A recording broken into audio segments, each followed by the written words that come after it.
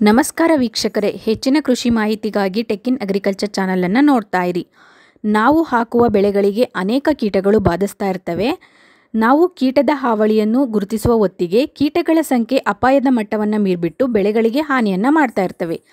ಈ ಸಮಯದಲ್ಲಿ ಹತೋಟಿ ಕ್ರಮಗಳನ್ನು ತೆಗೆದುಕೊಂಡರೂ ಕೂಡ ಅದು ಅಷ್ಟು ಪರಿಣಾಮಕಾರಿಯಾಗಿರೋದಿಲ್ಲ.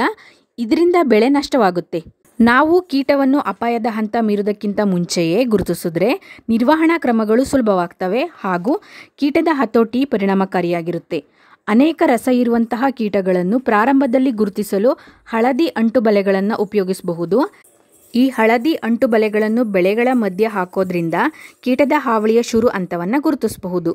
ಈ ಹಳದಿ ಅಂಟು ಬಲೆಯಲ್ಲಿ ಅಂಟು ದ್ರಾವಣ ಇರೋದ್ರಿಂದ ಕೀಟಗಳು ಈ ಹಳದಿ ಬಣ್ಣಕ್ಕೆ ಆಕರ್ಷಿತವಾಗಿ ಬಂದ್ಬಿಟ್ಟು ಇದರಲ್ಲಿ ಅಂಟ್ಕೊಂಡು ಸತ್ತೋಗ್ತವೆ. ಈ ಹಳದಿ ಬಲೆಗೆ ಬಿಳಿ ನೊಣ, ಜಿಗಿಹುಳು ಮತ್ತು ಇತರ ರಸ ಇರುವಂತಹ ಕೀಟಗಳು ಅಂಟ್ಕೊಂಡ್ಬಿಟ್ಟು ಸಾಯ್ತವೆ. ಕೀಟದ ಹಾವಳಿಯ ಪರೀಕ್ಷೆಗೆ ಇದನ್ನು ಬಳಸೋದಾದರೆ 5 ರಿಂದ 8 ಬಲೆಗಳನ್ನು ಪ್ರತಿ ಎಕರೆಗೆ ಅಲ್ಲಲ್ಲಿ ಹಾಕಬೇಕಾಗುತ್ತೆ. ಕೀಟಗಳ ಹತೋಟಿಗೆ ಇದನ್ನು ಬಳಸೋದಾದರೆ ಪ್ರತಿ ಎಕರೆಗೆ 35 ರಿಂದ 40 ಅಂಟು ಬಲೆಗಳನ್ನು ಹಾಕಬೇಕು. ಇದರಿಂದ ಅಧಿಕ ಸಂಖ್ಯೆಯಲ್ಲಿ ರಸ ಇರುವಂತಹ ಕೀಟಗಳು ಈ ಬಲೆಗೆ ಅಂಟ್ಕೊಂಡು ಸಾಯ್ತವೆ. ಜಿಗಿಹುಳು, ಬಿಳಿ ನೊಣಗಳಿಗೆ ಹಳದಿ ಅಂಟುಗಳನ್ನು ಬಳಸಿದ್ರೆ ಥ್ರಿಪ್ಸ್ ಕೀಟಗಳ ನಿರ್ವಹಣೆಗೆ ನೀಲಿ ಅಂಟು ಬಲೆಗಳನ್ನು ಬಳಸ್ತಾರೆ. ಈ ಬಲೆಗಳನ್ನು ಟೊಮ್ಯಾಟೊ, ಹತ್ತಿ, ಮೆಣಸಿನಕಾಯಿ, ಬದನೆ ಹೀಗೆ ಎಲ್ಲ ಬೆಳೆಗಳಲ್ಲೂ ಕೂಡ ಬಳಸಬಹುದು.